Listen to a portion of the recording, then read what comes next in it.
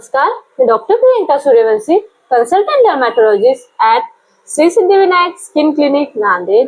आज आपण अरिथमा नोडोसम लेप्रोसम ह्या आजाराबद्दल माहिती घेणार आहोत.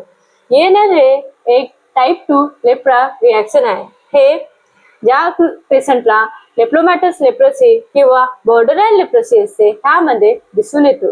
हे टाइप 3 हायपरसेन्सिटिव्हिटी रिॲक्शन आहे. म्हणजेच ह्यामध्ये इम्युनो कॉम्प्लेक्स तयार होतात व शरीराच्या इतर भागामध्ये डिपॉझिट होतात.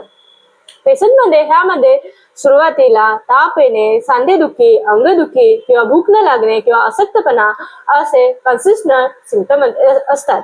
त्यानंतर काही कालांतराने अचानक लाल लाल गाठी येतात. त्या गाठी युजली हातावरती, पायावरती किंवा चेहऱ्यावरती असतात. त्या गाठी वेदनादायक असतात. त्यामध्ये काही रुग्णांना अचानक अल्सरेशन होऊ शकतो. त्याला नोडुलर अल्सरेटिव्ह किंवा नेक्रोटिक ANL असं म्हणतात.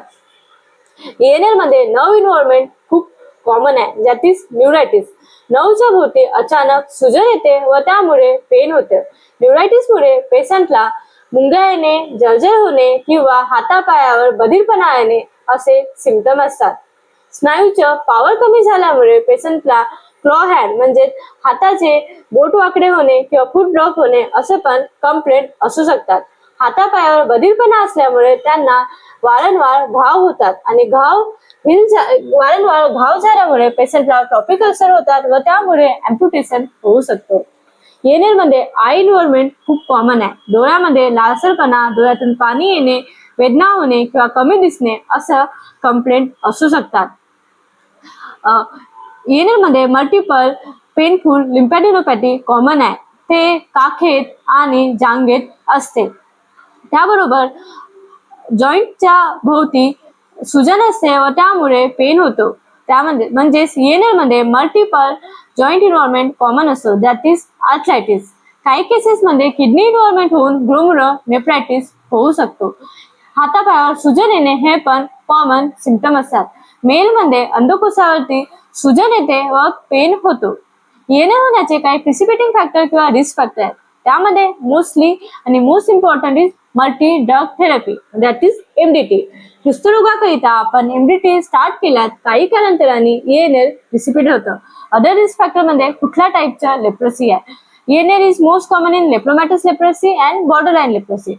बॅक्टेरिया इंडेक्स खूप जास्त असेल तर ANL होण्याचे चान्सेस पण जास्त येतात. अदर रिस्क फॅक्टर म्हणजे ताणतणाव, that is stress, any type of trauma, vaccination, infection और सर्जरी.